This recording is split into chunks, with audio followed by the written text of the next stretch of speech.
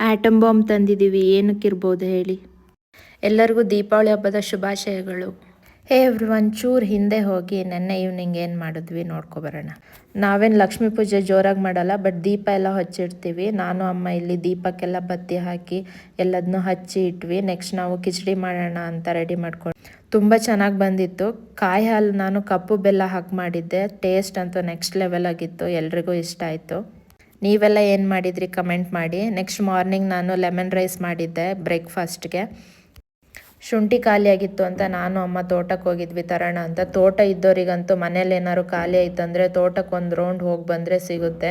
ಶುಂಠಿ, ಕರ್ಬೇವಿನ ಸೊಪ್ಪು, ನುಗ್ಗೆ ಸೊಪ್ಪು, ಹೀಗೆ ಮೆಣಸಿನ್ಕಾಯಿ ಎಲ್ಲ ಹಾಕ್ಕೊಂಡಿರ್ತೀವಿ.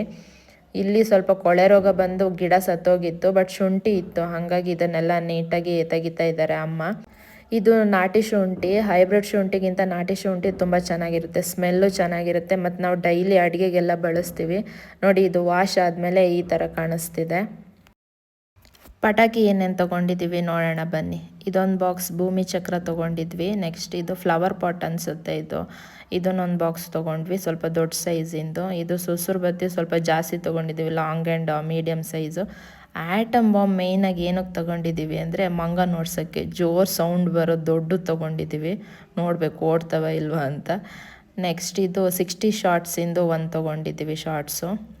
ಒಂದೊಂದು ಅಂಗಡೀಲಿ ಒಂದೊಂದು ರೇಟ್ ಇತ್ತು, ಬಟ್ ನಾವು ಸ್ವಲ್ಪ ಬಾರ್ಗೇನ್ ಮಾಡಿ ಒಂದು ಒಳ್ಳೆ ಪ್ರೈಸಲ್ಲಿ ತೊಗೊಂಡ್ವಿ. ಈ ಪಟಾಕಿ ಒಂದು 4 ಬಾಕ್ಸ್ ತೊಗೊಂಡಿದ್ದೀವಿ. ನನ್ನ ಫೇವ್ರೇಟು, ತೆಗ್ದು ಎಸಿದ್ರೆ ಚಟಪಟ ಅನ್ನುತ್ತೆ ಅದಕ್ಕೇ.